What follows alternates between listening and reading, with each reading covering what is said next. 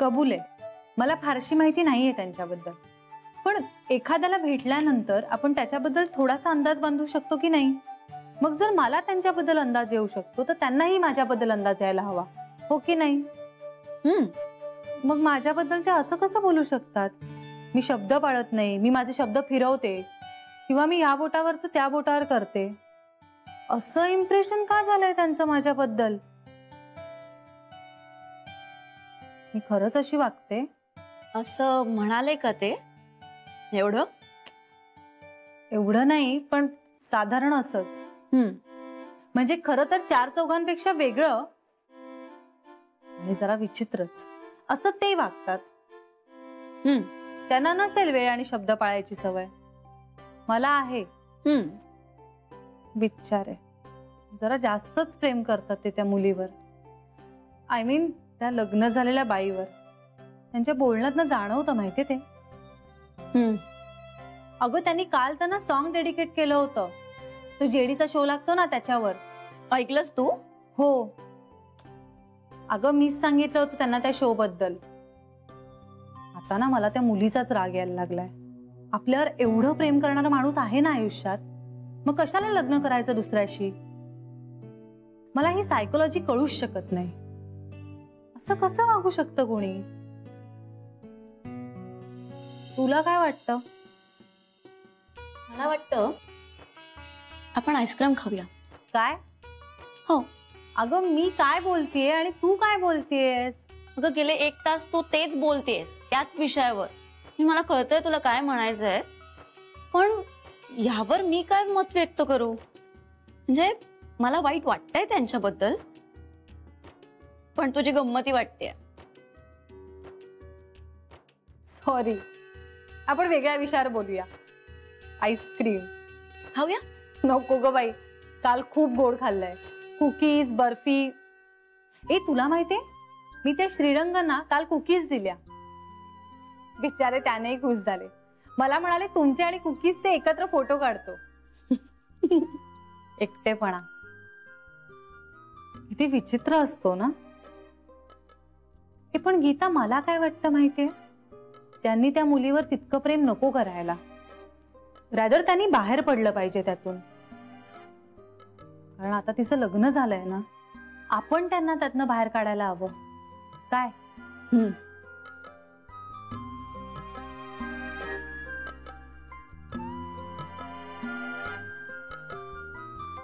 चल, मगासपासून नुसती बोलतेच आहेस. खा.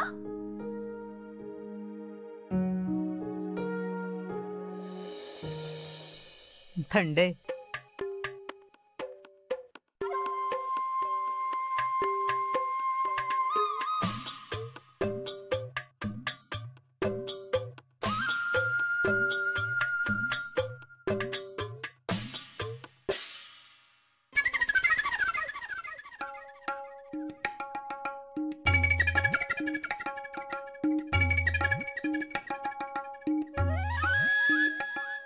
कसा वाटतोय? नाही नाही, म्हणजे तुमच्या चेहऱ्यावरून लक्षात येतंय की छान दिसत नाहीये ना. हा, 1 मिनिट.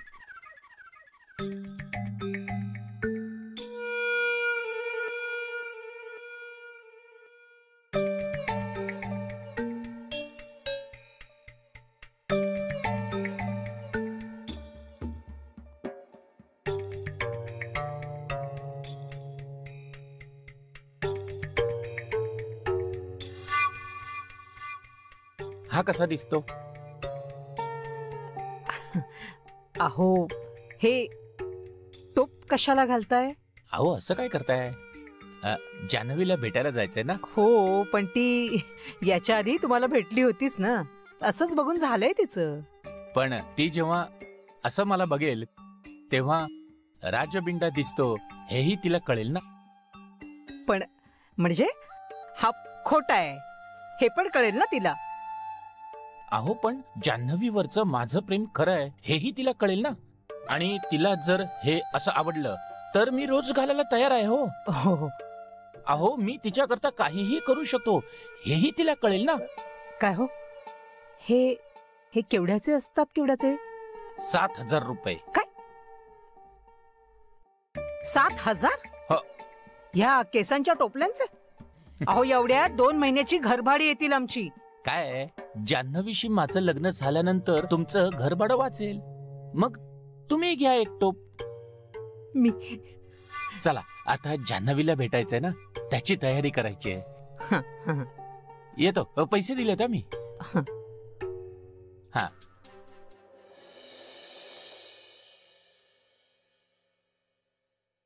श्री, काल तू डेडिकेट केलेलं गाणं फार मस्त होतं. मी असं कधी काही करेन असं तुला वाटलं नसेल ना? नाही नाही, अरे no problem. Rather it was really very sweet. अरे जान्हवीच मला म्हणाली होती की सध्या ती हा रेडिओ प्रोग्राम ऐकते. म्हणलं चला आपणही काहीतरी करून बघू. हा अगदी उघडपणे तिचं नाव घेता आलं नाही मला रेडिओवर, पण आय होप तिनं ऐकलं असेल हे गाणं.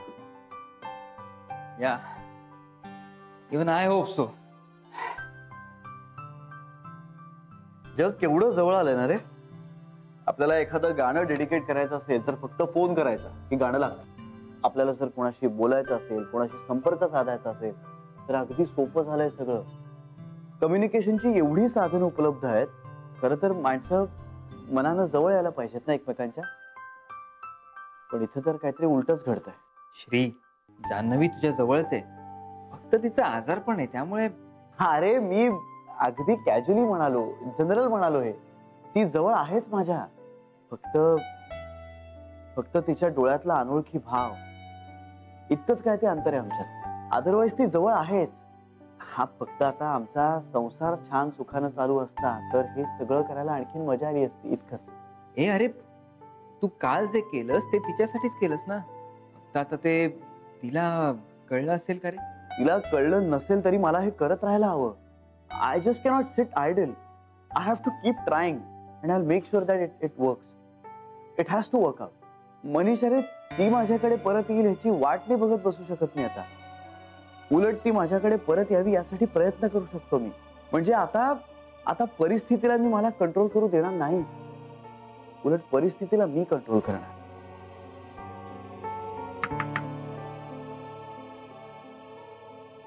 मी आत येऊ?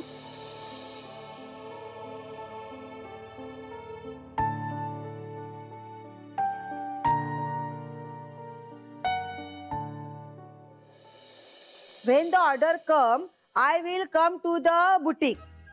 No, already gave the order na.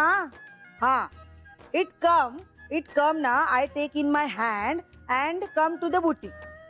Ha. Okay, bye. Ha. ओ वहिनी, हा, तुमच्या असिस्टंटला काही कळलं का? हो, तिला सगळं कळतं. मी सगळं शिकवलंय ना. कामाचं नाही हो, तुम्ही जे बोललात ते कळलं का तिला? न कळलं काय झालं? मी ऑर्डर्स दिलेली कापडं माझ्या हातात आली की ती घेऊन बुटीकला येणार, इतकं साधं सोपं बोलले. असं म्हणालात तुम्ही तिला? सरो, हो, सोपं होतं. गप ग तू. वहिनी, ह्या ना गडबडीमध्ये आपलं बोलणंच राहिलं अर्धवट. सांगा ना काय झालं बँकेमध्ये?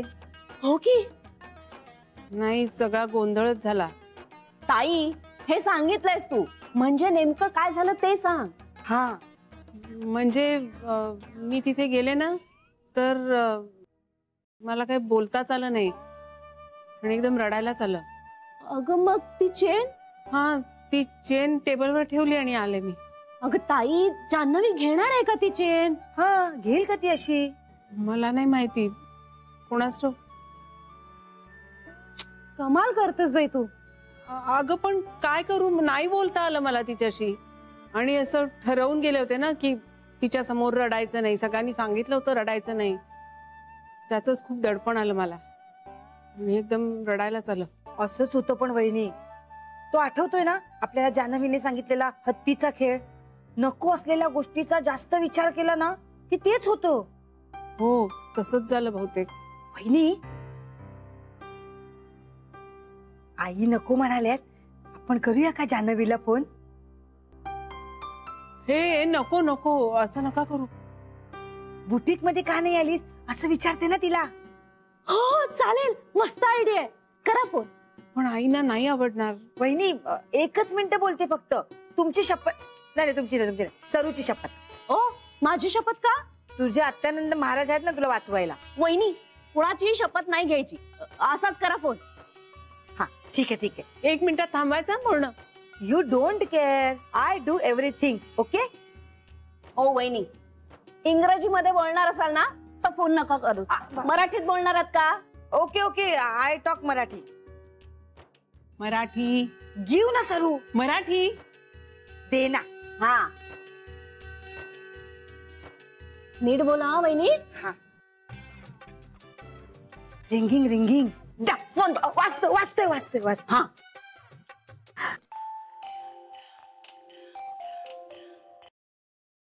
हॅलो. हॅलो जान्हवी, मी मोमो. हॅलो. इंद्रायणी गोखले बोलते. कशी आहेस? मी बरी आहे. तुम्ही कशा आहात? मजेत. वाट बघते तुझी. कसली? तू येण्याची. मी येण्याची? तू म्हणाली होतीस ना मी बुटीक मध्ये येईन म्हणून. बुटीक मध्ये? नाही हो. अगं असं काय? अगं खरंच म्हणाली होतीस. नाही, मी ऍक्च्युली पार्लर मध्ये नक्की येईन असं म्हणाले होते. सॉरी, तू बुटीक मध्ये येणार नाहीस असं म्हणाली होतीस.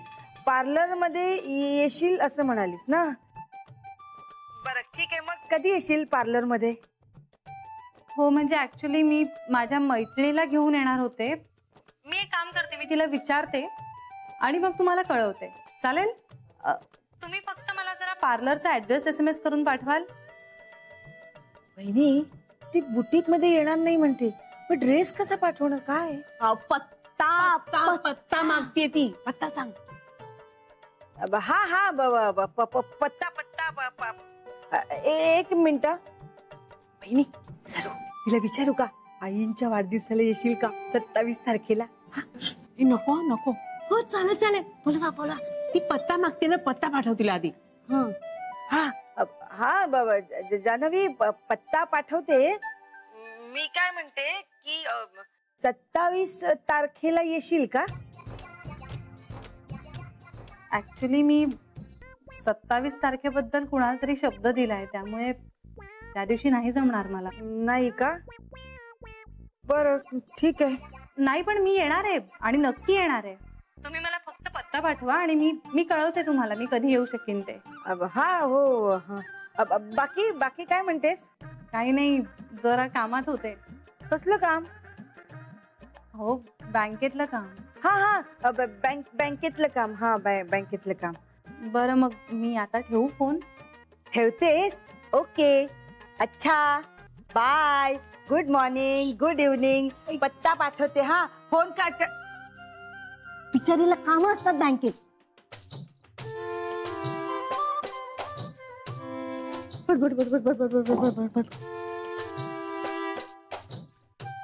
राहिली माझी सगळी कामं. बुटीक मध्ये जायचं ना, तयारी कर. मधल्या काही काळात ती फार टेन्स्ड असायची. म्हणजे मला असं वाटतं की काळाची गडबड होते हे तिला जाणवत होतं. इनफॅक्ट बँकेत आलेल्या कस्टमर्सनी तिला तसं बोलूनही दाखवलं होतं. पण आता ती रिलॅक्स असते. म्हणजे आता ती त्यामुळे स्वतःला त्रास करून घेत नसावी बहुतेक. हो, आणि इनफॅक्ट जान्हवी या सगळ्याबद्दल एकदा डॉक्टरांशी बोलली आहे सुद्धा मध्ये. पण जीजू तू तिला भेटतोस ना, ही खूप चांगली गोष्ट आहे. नाही, मलाही आवडतच आहे ते, पण माझ्या डोक्यावर ना सतत एक टांगती तलवार असते. म्हणजे मला प्रत्येक शब्द खूप काळजीपूर्वक वापरावा लागतो. कारण माझा एखादा जरी शब्द चुकला तरी ती मला पटकन शब्दात पकडेल की काय अशी भीती वाटते. आणि मग एकदा का तिने मला शब्दात पकडलं की मग तिच्या सगळ्या प्रश्नांची उत्तरं मला द्यावी लागणार. त्याबद्दल मी सध्या कन्व्हिन्स नाहीये. म्हणजे मेडिकल ऍडवाइसच्या विरुद्ध जाऊन मला काही करायचं नाही. पण जीजू त्यामुळे एक चांगली गोष्ट काय होतीये सांगू का? एक साधा चांगला मित्र म्हणून ती तुझ्याकडे चांगल्या दृष्टीने बघायला लागलीये. इनफॅक्ट मी तर म्हणेन तिला तू आवडतोयस. यु नो, मी इतकी वर्ष झाले जान्हवीला ओळखतेय, पण ती फार कमी लोकांबद्दल इतकं भरभरून बोलते. आणि तुझ्याबद्दल बोलायला लागले की थांबतच नाही. खरंच माझ्याबद्दल काय काय काय बोलते ती? हेच की तू खूप चांगला आहेस, सेन्सिबल आहेस, आणि तू तुझ्या लव्ह लाईफ बद्दल सांगितलंस ना, त्याबद्दल तिला खूप काळजी वाटते. म्हणजे मला असं वाटतं की तिला तुझ्याबद्दल खूप काहीतरी वाटतं. मे बी प्रेम.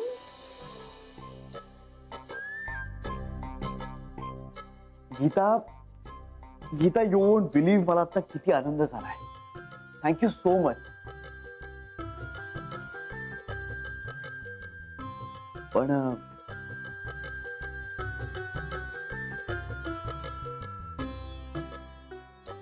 पण आता मी तिला आठवत असेल, तिला माझ्याबद्दल प्रेम वाटत असेल, हे अवघड आहे. मे बी तिला आता माझ्याबद्दल फक्त कन्सर्न वाटत असेल. श्री, अरे मला तर असं वाटतं की ती अजूनही कुठेतरी कनेक्टेड आहे तुझ्याशी. हो, परवा मला काय म्हणाली माहितीये, मला श्रीरंग बद्दल खूप वाईट वाटतं. हो, म्हणजे असं वाटतं की त्यांचा हात हातात घ्यावा आणि त्यांना सांगावं की इट्स ओके, सगळं नीट होईल, तुम्ही एकटे नाही आहात. आणि डोंट वरी जिजू, जान्हवी बरी होते. आणि कुठेतरी मला असं वाटतंय की तिला आठवणार आहे, सगळं लवकर आठवणार आहे. नक्कीच. श्री, तुला माहितीये गीता हे सगळं मला सांगत होती. मी म्हंटल थांब बाई, तू मला नको सांगूस, तू इथे ये, प्रत्यक्षात श्रीला सांग सगळं, त्याला बरं वाटेल. थँक्यू सो मच यार. श्री, जान्हवी एक एक पाऊल पुढे येते. अरे मनीष, चालेल चालेल, एक एक पाऊल सुद्धा चालेल. खरंच एक एक पाऊल सुद्धा चालेल. पण जान्हवी माझ्या दिशेनं येते हे महत्वाचं आहे.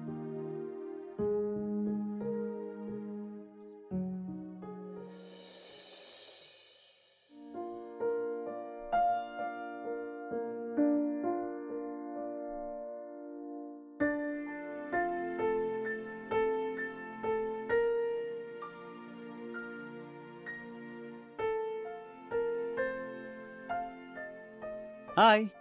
हाय. कुणाची वाट बघताय? बसची, आणखी कुणाची? हा, मला वाटलं कुणा माणसाची वाट बघत असाल. खरं तर हो, मी कुणाची तरी वाट बघतेय. कुणाची? तुमची. माझी? हो. का? तुम्ही डेडिकेट केलेलं गाणं ऐकलं. आवडलं तुम्हाला? काय गाणं का तुमचं डेडिकेशन? दोन्ही बद्दल सांगू शकता. गाणं छानच होतं, पण काय? नाही, म्हणजे खरं तर मला बोलण्याचा हक्क नाहीये, पण नाही, नको, राहून दे. नाही, बोला ना, प्लीज बोला ना. तुम्हाला राग येईल. नाही येणार राग. बघा, नाहीतर नंतर म्हणाल तुम्हाला काय करायचंय म्हणून. नाही म्हणणार असं. जी मुलगी तुम्हाला साफ विसरलीये, तिच्यासाठी हे असं थांबून राहण्यात काय अर्थ आहे? प्रेम आहे माझं तिच्यावर. पण तुम्हाला आता ते विसरायला हवं. नाही विसरतायत खरं प्रेम. प्रयत्न तरी करा. केला. प्रयत्नांती परमेश्वर, माहितीये ना?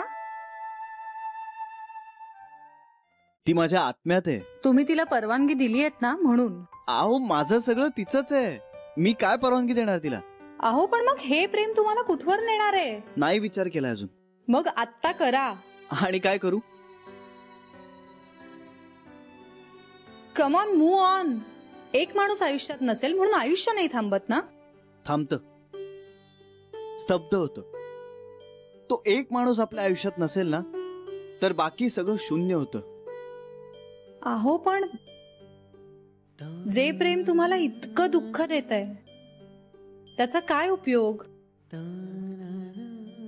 अहो, प्रेम नाही दुःख देत, त्या प्रेमातून निर्माण होणाऱ्या अपेक्षा दुःख देतात. अहो, पण मग कुठेतरी थांबलं पाहिजे ना. तिच्यापाशी जाऊन थांबतं ना माझं प्रेम. पण लग्न झालंय ना तिचं. अहो, मन जुळणं महत्वाचं असतं. ते सगळे लग्नाचे विधी वगैरे ह्या फक्त फॉर्मॅलिटीज असतात. म्हणजे तुम्ही तिला मनातून काढणारच नाही आहात. तसं झालं तर मी उरणारच नाही. काय बोलणार आता यावर? तिने तरी प्रेम नसताना त्या दुसऱ्या माणसाबरोबर लग्न कसं केलं? अहो, प्रेम नसताना लग्न होऊ शकतं, संसार नाही होऊ शकत. आणि त्यासाठी खरं प्रेम असावंच लागतं. पण म्हणजे तुम्ही त्यांचा संसार मोडणार आहात आता? जोडणार. एक मिनिट, ती जर तुमच्याकडे परत आली तर तिचा संसार मोडेलच ना?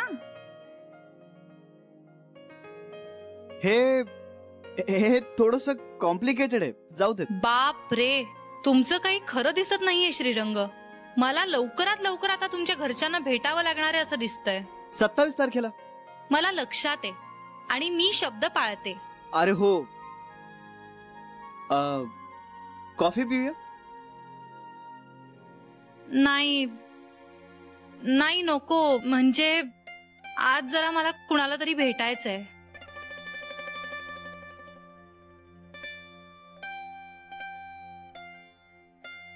ओके, पुढच्या वेळी पिऊया कॉफी. नेमकी आजच बस उशिरा येणार आहे का? मी सोडू तुम्हाला? नाही नाही, नको. अहो मी सोडू? नाही, खरंच नको. मी रिक्षाने जाईन. मी रिक्षाने जाईन. रिक्षा? माझं ऐका तर.